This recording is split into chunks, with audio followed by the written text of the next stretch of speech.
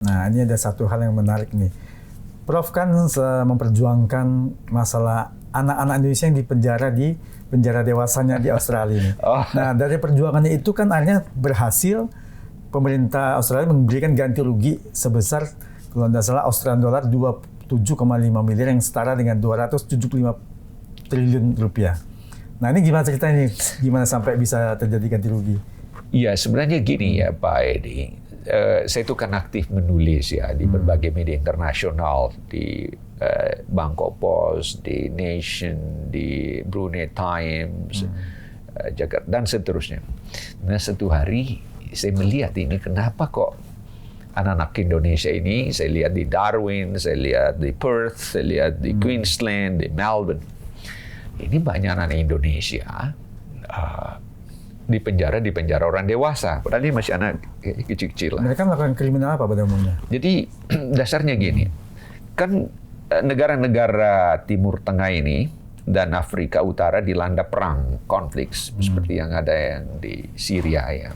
Kalau saya lewat darat itu dari Beirut, Lebanon menuju Damaskus, Syria ke Tripoli, Irak, Iran, saya jalan ya. Tapi itu kan sudah hancur ya. Karena perang gitu ya. Nah, penduduknya eksodus tinggalkan. So, kalau dia tinggal di situ kan bisa korban ya, sudah lari. Tapi larinya itu mau ke Australia. Nah, tapi dia tidak bisa langsung ke Australia, harus melewati Indonesia. Kalau lewat di Indonesia kan dia tidak bisa jalan kaki, dia kan harus menyeberangi laut ya kan. Nah, di sini anak-anak yang di pantai ini kebanyakan orang Bugis. Dari NTT, dari mana dia pakai perahu menyeberang ke Australia. Begitu tiba di Australia, Australia itu memberlakukan undang-undang yang sangat ketat. Undang-undang keimigrasiannya bagi yang pendatang ilegal ini, dengan siapapun yang memfasilitasi langsung di penjara dewasa. Jadi seperti diperlakukan seperti teroris lah. Tapi anak-anak ini ikutnya gimana ceritanya? Apakah mereka yang kapal mereka ikut yang membawa mereka atau bagaimana? Kalau sampai orang Indonesia ini ikut ke sana? Dia ikut karena yang mereka ini, yang eksodus dari negaranya, dia merayu anak-anak di situ. Boleh nggak saya dibawa ke situ? Saya kasih kamu $500. Tapi anak-anak ini yang bawain kapal nelayannya tadi? Iya, nelayannya. Karena orang-orang Bugis itu hidupnya main di laut. Anak kecilnya sudah bisa? Anak-anak sudah biasa lah kan. Ya, sudah biasa main dengan buaya lah di pinggir laut gitu ya. Jadi ya sudah dia bawa ke situ. Jadi kok berani juga ya, kalau Pak ini kan belum tentu mau berani menyeberang. Jadi ini dia bawa pergi. Tiba-tiba ditulis, nih begitu tiba di sana saya nulis Jakarta. Tapi itu pasti kapal-kapal tradisional ya? Kapal tradisional, kan dekat sih. Kalau dari NTT itu terus ke Christmas Island atau dari Darwin, dekat sih, dekat. Jadi, sudah. Karena Indonesia ini kan berbatasan dengan 12 negara kan banyak. Jadi begitu nyebrang sudah dipenjarakan lah. Nah, begitu dia dipenjara, sudah nulis saya bilang, "Hai Australia, kamu melanggar ini, melanggar ini." Australia kaget. Dan anehnya masyarakat Australia yang baca tulisan saya itu juga maki-maki pemerintahnya bahwa memang Australia tidak benar. Oh, ini tidak. Didukung juga oleh PBB, oleh Dewan HAM. Oh, Australia salah, oh ini begini. Saya juga kaget juga. Nah, dengan itu akhirnya larilah ke ranah hukum. Ada lawyer Australia, ini mendorong supaya proses hukum ini, dan akhirnya setelah lebih 10 tahun, awal tahun ini ya, itu Hakim Federal memutuskan untuk memberi kompensasi ke mereka yang pernah disiksa itu dengan kompensasi 27,5 miliar dolar Australia, jadi 275 triliun lah. Yang mudah-mudahan ini bisa bermanfaat bagi negeri ini. Atas perjuangan seorang profesor. Iya, yang menulis ya provokator aja. Provokasi. Tapi itu kalau salah sejak tahun waktu mentonya masih Pak Hasan Wirayuda. Iya, saya Wirayuda. Jadi udah lama sekali. Jadi tulisan saya itu dipakai di websitenya Kedutaan Besar Indonesia di Australia, ditaruh di situ. Jadi memang dia menjadi pertahanan kamu Australia. Dan ada yang aneh, satu hari kan Australia itu memutuskan Dia tidak mau lagi kirim sapi ke Indonesia, tidak mau kasih daging ke Indonesia. Pada waktu itu kita perlu, apalagi saat-saat mau Lebaran, mau apa. Alasannya karena dilihat di televisi, sapi-sapi yang didatangkan dari Australia itu untuk memenuhi kebutuhan daging dalam negeri dibawa ke slaughterhouse, pemotongan hewan. Cara memotongnya itu menurut Australia terlalu kasar. Dia tidak sopan pada sapi. Dianggap kejam gitu ya? Dianggap kejam.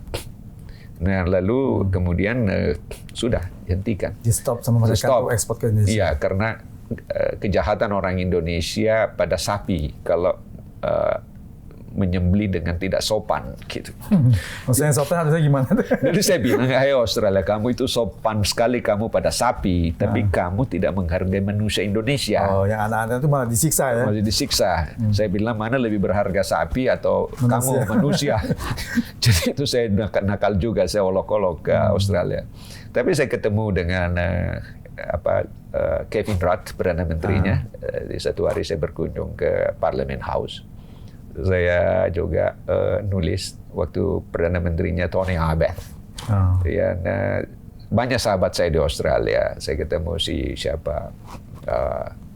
Alexander Donner, Menlu dulu, terus Carl Darman, ya, Jaksa Agung.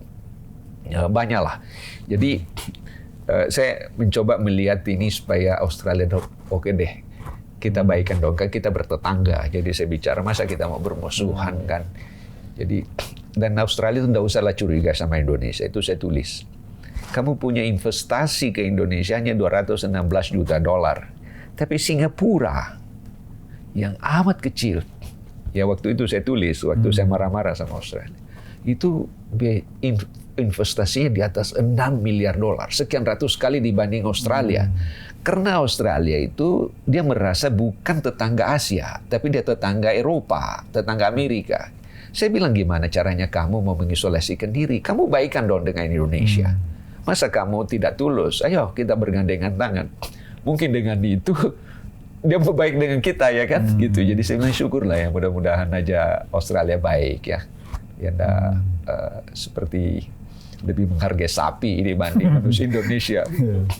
Ini aneh juga ini bangsa ini. Misalnya subjektif, kalau Indonesia kan sembelih itu sudah sesuai aturan, sudah doa segala macam. Iya kan baca Bismillah lah, kita tidak tahu lah itu seperti apa kan.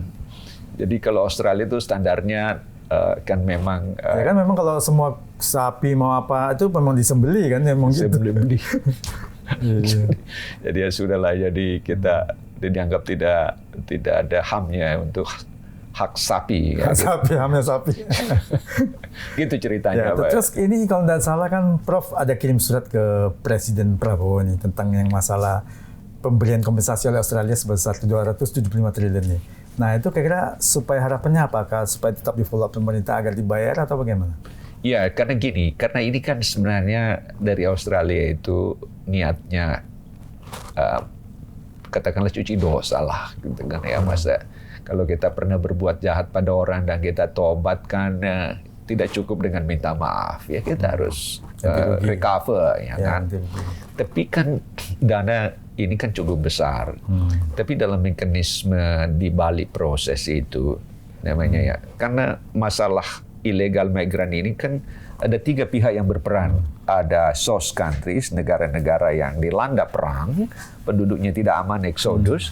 Tapi ada negara-negara transit, dia berada pada dia harus lewat di transit ini. Dan ada negara destinasi, destination countries. Ini 3 ini harus duduk sama-sama.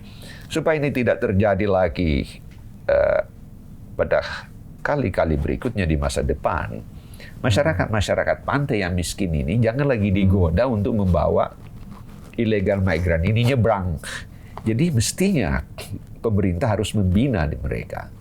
Diberi dia pendidikan yang baik, bisa mandiri, perlu juga mungkin ada lapangan kerja apa yang sesuai dengan mereka. Iya, supaya ekonominya tidak tergoda untuk melakukan hal ilegal. Nah, itu negara harus hadir. Nah, terserah nanti pemerintah Indonesia untuk memanfaatkan dukungan ini dan memberi juga manfaat. Tapi dana yang tadi ganti rugi tadi kok nggak dikejar di follow up, barangkali mereka lupa-lupa aja nih. Diam-diam aja barangkali nggak dibayarkan. Dia akan bayar, dia karena itu sudah. Jadi memang seperti itu ketentuannya ya. Jadi cuma memang harapannya negara harus hadir. Iya, saya sendiri juga tidak tahu. Saya kebetulan aja lihat saya koran ini kok ini. Waduh, masya Allah. Orang datang ke kantor saya. Ada yang pernah di penjara itu. Dia datang ke berterima kasih, ada foto saya. Saya nggak tahu kalau ini ada apa ini kok tiba-tiba kamu bawa duit 275 triliun ke saya. Wah, ini bukan saya kan. Jadi dan itulah kebaikan di masa lalu. Dan orang nggak pernah berpikir. Perjuangan di masa lalu ya. Karena menyuarakan itu kalau enggak kan nggak diperhatikan. Ini nggak ketahuan, nggak ketahuan. Jadi saya itu sebenarnya saya tobat juga selalu mencari masalah. Kenapa sih saya mengungkap lagi ini yang gitu-gitu ya? Tapi kalau itu tidak terungkap, tidak ada orang yang tahu, gitu ya. Tapi waktu itu juga saya dianggap juga mungkin orang gila, ngapain yang ngurus itu, gitu. Tapi itu the power of writing, gitu. Iya, luar biasa. Sampai mendapat respon semua negara dan PBB kan? Iya, PBB gitu ya Pak. Jadi jangan pernah berhenti berbuat kebaikan ya. Untuk sebuah mimpi kebaikan. Betul.